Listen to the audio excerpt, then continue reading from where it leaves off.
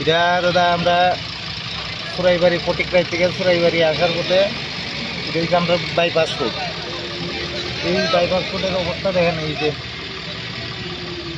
আর বিগত একটা রাস্তা আছে, এটা তো হচ্ছে কুমারঘাট যাওয়ার যে রাস্তাটা, এটা হচ্ছে সিঙ্গেল রাস্তা। এটা আমরা লেগে ঠিক না, আমরা লোড গাড়ি নিয়ে যাওয়াটা ঠিক না, সিঙ্গেল রাস্তা। তো এদিকে গেলে আবার আমরা অসুবিধা হয়, ফাইন হয়। তো আমরা এই বিগত এই রাস্তা ছাড়া আর কোনো উপায় নেই। তো এইদিকে দেখেন অবস্থা, এইদিকে হয়েছে। আর একটা এইদিকে একটা গ্রামের রাস্তা ছিল, ওইটার লেগে এইটা পর্যন্ত অনেক বন্ধ করতে লাগছে। না স্কুলে ছাত্র যাইতে পারতেছে, না কোনো কিছু করতে পারতেছে। কোন এলাকাতে এই সমস্যাটা হয়েছে? এলাকাটা এটা হচ্ছে ফটিকরাই আসাম রাইফেল ক্যাম্পের পাশে। যে সড়কটা, এটা কত নম্বর জাতীয় সড়ক? এটা কত? 208 নং। 208 নম্বর জাতীয়। আচ্ছা, কতদিন ধরে এই সমস্যাটা? এটা তো সমস্যা অনেকদিন ধরেই চলতেছে। এই রাস্তা এটা অনেক দিন একটা কালকা, আমরা তো কালকার থেকে মানে ফাঁসা পোয়া কালকার থেকে। কেমন লরি এখানে আটকা পড়ছে? অনেক প্রচুর আছে এই লাইন। আচ্ছা, তো এখানে কোনো কোম্পানির কোনো যে রাস্তার দায়িত্বে যারা কোম্পানি আছে, তারা কোনো আইয়া আপনার সাথে কথাবার্তা কইছে? কোম্পানি তো আইসে না, অনেক কিছু আইসে না, দেখলাম না কোম্পানি আইসে না। কোন কোম্পানি এই কাজটা তদারকি করতেছে? এটা তো অনেক কোম্পানি এনেকে ওই অনেক যে কাজ করতেছে। এটা তো দপ্তর, মানে এখানে যারা রাস্তার দায়িত্বে যারা ঠিক আছে না, তারা কেউ আছে। স্থানীয় মানুষ বলছে যে জিত কনস্ট্রাকশন নামে কোম্পানি দায়িত্ব পাইছে। আমরা ড্রাইভার মানুষ, আমরা এটা জানি না। আচ্ছা, তো 3 দিন ধরে আপনারা গাড়ি নিয়ে আটকে পড়ছেন। এখন মোটামুটি কত জেসিবি আমরা মিলে জেসিবি আনছি।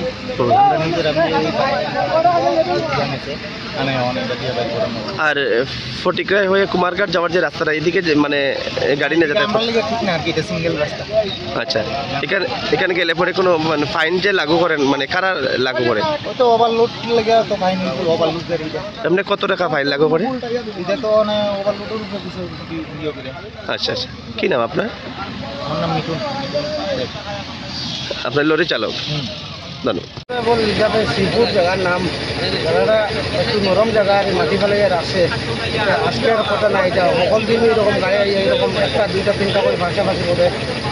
কালকে রাত্রে থেকে ভাসিয়া এখনো পর্যন্ত কোনো জবাব নাই, গাড়ি কেমনে যাইতো না যাইতো। এটা কত নম্বর জাতীয় সড়ক?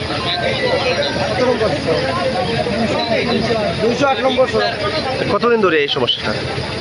সমস্যা তো অনেক দিন, 2-3 মাস পরে।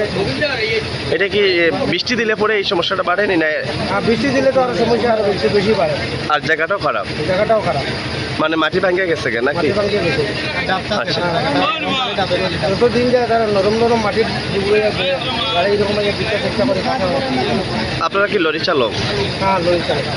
তো গাড়ি নিয়ে কদিন ধরে আটকা পড়ছেন কেন? তো কালকে রাত্রে ঢুকছি, রাত্রে 10টা তখন 10টা বাজে সকাল। তো গাড়ি উদ্ধার করছেন এখান থেকে যেখানে যাচ্ছে? তো আপনার সামনে এখনো গাড়ি দিয়েছে, এখন উদ্ধার হয়েছে না।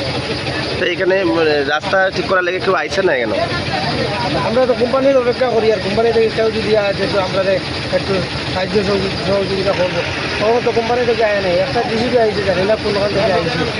কোন কোম্পানির দায়িত্বে আছে এই রাস্তা? জিত কন্ট্রাকশন। আচ্ছা, কেমন লরি আটকে পড়ছে? 40-50টা গাড়ি সব মিলে। সব দূরপাল্লার লরি না? তাহলে আপনারা কেটে দিচ্ছেন?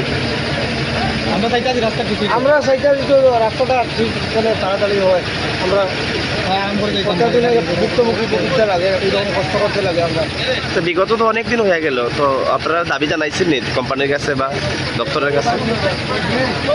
তারা তো কোনো রেসপন্স দেয় না। আমরা কী করবো, আমরা তো ড্রাইভার মানুষ হয়েছি এখন। ঠিক আছে, আপনারা লরি নিয়ে কোন জায়গাতে আইতেছেন? কই যাইবেন? 208 নং জাতীয় সড়ক, বিকল্প জাতীয় সড়কে আপনারা আটকা পড়ছেন। ঠিক আছে।